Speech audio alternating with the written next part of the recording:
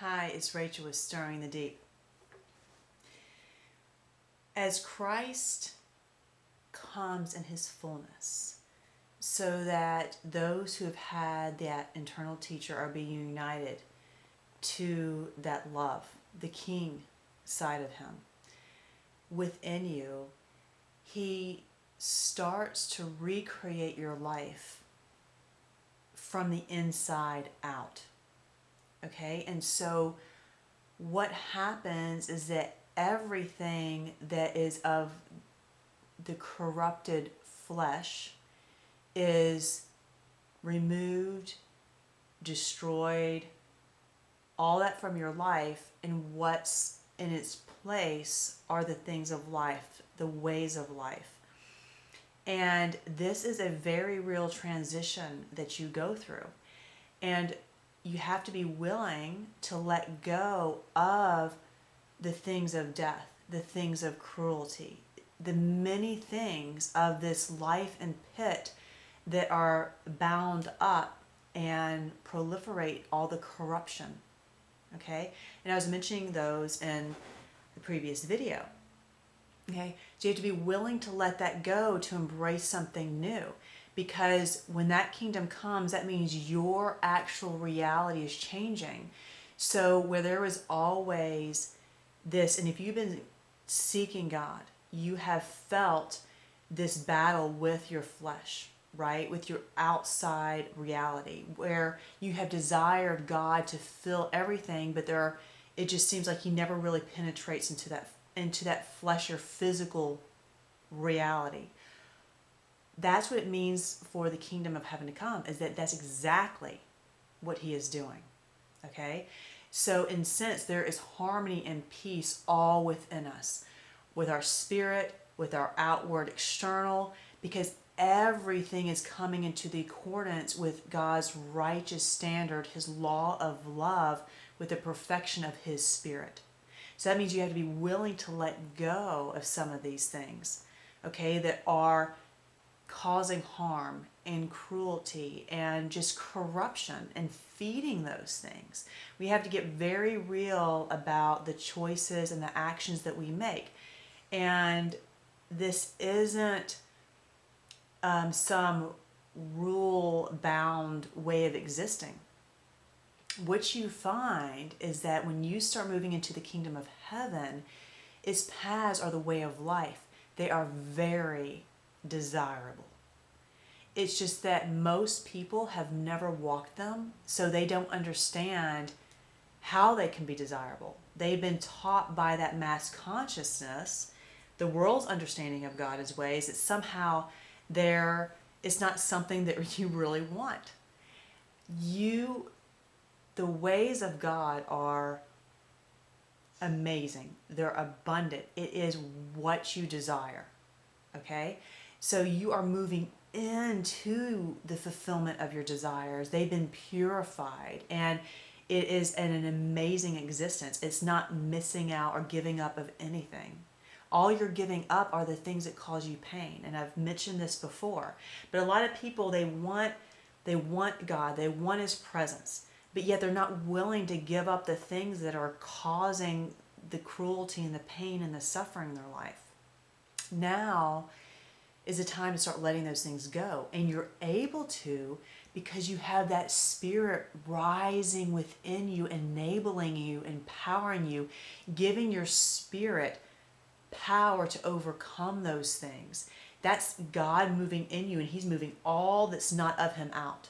So if you follow and start walking in those steps of obedience as he leads you, you're going to find great power and blessing in those things, and you're going to find that those are the very desires of your heart being fulfilled and satisfied in the truest, purest of ways. So you have to be willing to let go and cut those cords from the pit, the things of death, the things of cruelty, the things of corruption, so you can start to ascend. Okay? And what you're ascending is you're being transformed into an eternal creation. You're putting on that spirit of Christ, his divine nature, you're becoming completely new. Everything about you from the inside out is changing. Your reality is starting to become a reflection of the character of God. That's why there's no cruelty in it. That's why there's no pain and suffering in it.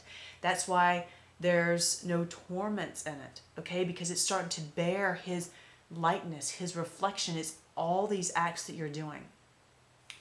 And in my blog this week, I talked about how as he is rising, that light is that morning star, okay? That little light is expanding in you and growing. And as that does, it changes your senses. It changes how you interact with this world because you're actually starting to create a new reality.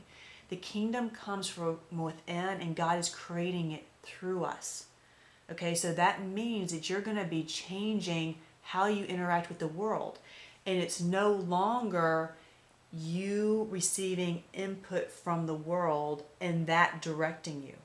Okay, because that is what it has been to be in the pit. We have always been directed by the mass consciousness. The mass consciousness is like this layer of, like a cloud layer that lays over the earth.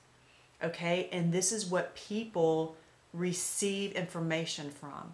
Okay, so from their senses and what they see, their understanding of what they're sensing, what they're seeing, what they're hearing, all these things, that understanding is coming from that mass consciousness, which is full of lies and deception. Okay, and it's just full of all these messages that are contrary to God's divine character. Okay, so what you're seeking is to go beyond that to the pure consciousness of God. And when you do that, you're no longer being controlled by the things on the outside. Those are no longer directing you. You are not being persuaded in your desires, in your thoughts, by the things from the outside. Okay, from the advertising, the media, just all these visual images. What is that? None of that is driving you. When you are of the carnal mind, a flesh mind, of the world, that is what directs you. That's that death directing you. And all you do is it's like this, people, they see these things and they just want them. They're all about accumulating things to themselves. Okay, that's that whole mentality. When you start seeking God and you start moving into this pure consciousness above, those things stop influencing you. Okay, little by little, he starts purging them out of your life. And what starts influencing you and directing your behaviors is his spirit from within you that you're now nourishing and growing by listening to it and walking in its ways. So you're not letting this outside world and direct you, but you're letting that spirit direct you from within. And that even comes into your very senses. Okay, so I talked about this when I talked about the eyes of fire, right? How your whole perception is changed. So now that everything that you see, you're seeing through God's lens of how he wants you to see, through his understanding, right? And how now when you look out, you're seeing in this faith and you're acting on that. You're acting on the understanding that's coming from within, and that's infecting your vision. Well, it's infecting, but it's also affecting your vision so that you're seeing differently. Okay, so now you see people differently. So how you see them, for example, where you saw them in this one framework, it's now being switched to now you're seeing them totally different. Okay, and that is the perspective that you need to respond to them, how you need to respond to them, how God wants you to respond to them. Okay, because our senses, that's how we communicate with the world. That's how we interact with the world. And so as that light fills us, God's renewing, regenerating, changing all our senses. Okay, so this is what I wrote in my blog, and I just briefly outlined it, but I encourage you to go read that. Okay, so I talked about the eyes. The second one is the ears. Okay, so what happens? We are now operating by the wisdom and the counsel of God. And so as that spirit comes up in us, he is taking over. He is starting to govern all that you are. So your inner voice is becoming his voice. You're gaining that pure consciousness from within. You've tapped into that. You've been learning and growing by it. You understand his voice. You've been walking in it. You're seeing the results of following the wisdom of God in your life, and you see how blessed his wisdom is and the fruit it produces, the results that it produces in your life. Okay, so now you're hearing what you're not taking in what the world tells you and letting that dictate your actions or your words. You're now listening to the very wisdom of God coming from within you, that inner counsel, that inner voice. And as these senses sharpen, because they're going to continue to sharpen and get refined, okay, you're going to hear that voice much more clearly. It's as if it's your own voice. All right. But again, you've gone through this whole part of purification, and this is what you learn. So now you're walking in the counsel, and that counsel will direct you exactly in what you need to do in those situations. And this is how he creates your reality to be his reality. That means he's making his home in your life. God is creating everything around you. It's amazing. Okay, so that the hearing is very significant because that's what you're following, and that's the wisdom. And you're going to see that that is indeed incredible wisdom. Now, it will not look like the world. And so you got to get rid of the images and what you think you need to do about what you think is good or right. You have to start listening to that wisdom, because sometimes it will lead you differently than what the world will do. But again, as you start following it, you're going to see the fruit of it. And that's going to increase your ability to hear it and to walk in that counsel. The third one is what I call the smell of discernment. Okay, so you know when you're around someone or something and you just get a sense. Like we have that phrase that something smells fishy, right? And it also talks about Bible about the fragrance of life versus, like that stench of death. There is that sense of smell. It's like this discernment, it's even like with food. When you smell it, ooh, that's bad. You don't want to eat it because it's gone bad. It's sour. Versus when something's pleasing to the smell. Okay, that's going to be with the things in your life. You're going to have an accurate discernment about them, whether it's, teachers of righteousness or false prophets, accurate teachings, false teachings. As Christ, if you're growing up in that spirit, that you're going to start getting a very defined discernment for different things in your life, because that's also when you see things rightly, then you can respond rightly. So, and that is a very important part of having that discernment. Okay, so that's kind of what that sense of smell does for us. And the next one I want to talk about is taste. Okay, and your taste for things is often what you desire or you don't desire. Okay, you have a certain taste for obviously certain foods. You have a taste for certain activities, being around different people, and you're going to see those tastes, because that's how God guides you, is by your desires. People think that following God is not enjoyable. It's actually the opposite. Okay, it only gets difficult when you yet to have understanding. But when you gain understanding, then those desires that are his become your desires fully. You want to do them. It's your joy, it's your delight, it's what you choose to do. That's what that understanding gives you.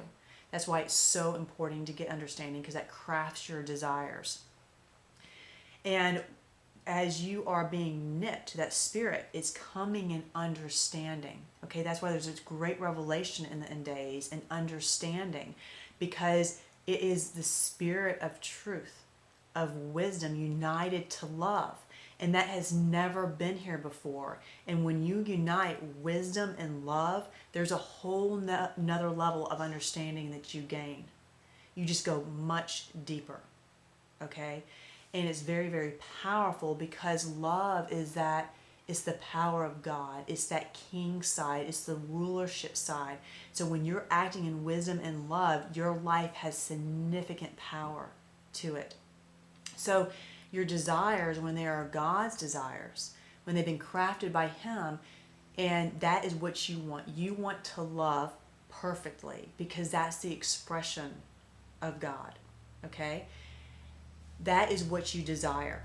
Then your desires are all going to start coming in line with that. That's what you're going to want to do. You're going to stop wanting to do other things. You're going to want to start doing the things of God that He wants. It's not religious works. It's not some rules. It is His personal guidance in your life being played out. And everyone that's truly following after that Spirit, again, their lives are going to look very different, because they're different creations, but the character that they will reflect will be the same, because they were reflecting the character of God, that divine character. Okay, so your taste, that is also what governs your ways, which you have a desire for and what you don't, once they've gone through that purification process with God. But again, people that are now at this point of spiritual maturity where their senses are beginning to be transformed, that means you're having that union of that teacher and that Holy Spirit, that Spirit of truth within you, and that love. And this is all the changes that it's creating, because you're beginning to be truly coming alive. It's like the stone is being rolled back from the grave. You're starting to come out, and you're adjusting to how to walk in life, in eternal life, in a new reality. And it means you see differently, you think differently, you smell differently, you taste differently, you hear differently, and the last one is touch. Okay, all these are changing because you're now being governed by God. So all these things are going to be changing in you because He's governing you. It's as if He is flowing through you and acting in this world. Okay, but again, it feels like but this is why He has to go through all these changes to make all these modalities His modalities. Okay, so the last one is touch, and touch is how we interact with the world. All right, how we interact with other people. And again, all of these senses work together all the time. All right, they're all ways that God is showing us a situation so that we respond according to His ways, His character, His wisdom. And that touch is how you affect other people's lives. And the one main thing that's going to be coming through that is that perfect love, which as you start to see them differently in the right framework, that love is going to start to flow through them. So God is going to be moving in you to move into other lives, to touch their other lives in the perfect way. And again, you can't in your own mind say, okay, this is a good way, this is the wrong way, because what is good to God is what is truly good for that person, what they need. Okay? And what's most honoring to you, what's most honoring to all, and that's often not what this world's definition of goodness looks like. So it's following all those things and that counsel and being directed by Him. So when He fills all these different things, you are being transitioned. Remember, I talked about that white turban being on your head. That's that sealing of your mind. That's the renewing of your mind. It's the renewing of all these senses. Because once you get that turban, then the garments follow. The garments of light come as you act in these new ways, in these new modalities, because once you transform in these five senses, it's like that channel for the light, the character of God to push through has been opened up. Okay? So instead of it just being one big gushing door, it's actually grows. It starts and just continues to grow and grow and grow. So light and understanding starts filling all of those modalities until he is totally governing them all the time. So there's this process of learning and adjusting. And as that happens, then those filthy garments that you wore coming out of the grave, just like Joshua did in Zechariah 3, you're now being putting on by all these new senses garments of light, because they're garments of righteousness. Is the righteous acts. Righteous acts comes when you see rightly, when you hear rightly, all these things. That's how they're put on you. It's you interacting in your reality, in your physical, in the righteousness of God. Okay, do you see how you can't be holding on to the things of death and start really growing in this direction? So if you, it's like this thing that I bring up that some people resonate, some don't, about the animals and the cruelty. People just want to turn a blind eye to that. It's that if you turn a blind eye, that doesn't mean it's not happening. Okay? So if you're continually feeding cruelty in your life in that way and choosing to because you think it's not a big deal, you're not understanding that corruption does not come into the kingdom of heaven. There is a pure light. That morning star, it's just this purest of light. And that's what you are walking in and being consumed with. There is no corruption in it. But that's what this Spirit does for you. In that fullness, it pushes all that stuff out. It enables you to walk in the ways that you never could.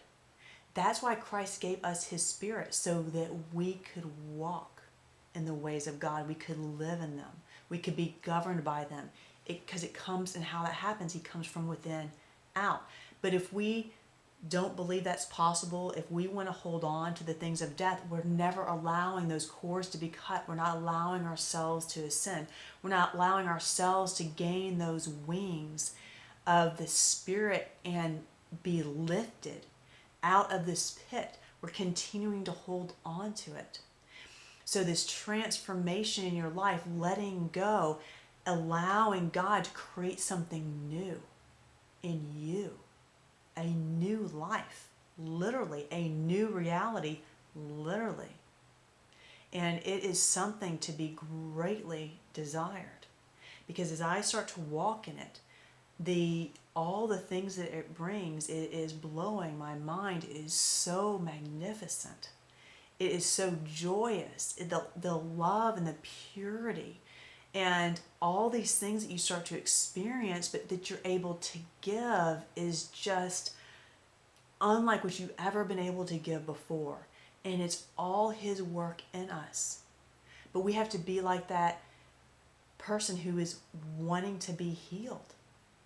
Do you really want to be healed? Then you got to pick up your mat and walk. All right? That means you got to take those steps where he's leading you into that perfect love, into a reality that reflects his beautiful, divine nature and character. For that is what it means for the kingdom of heaven to come.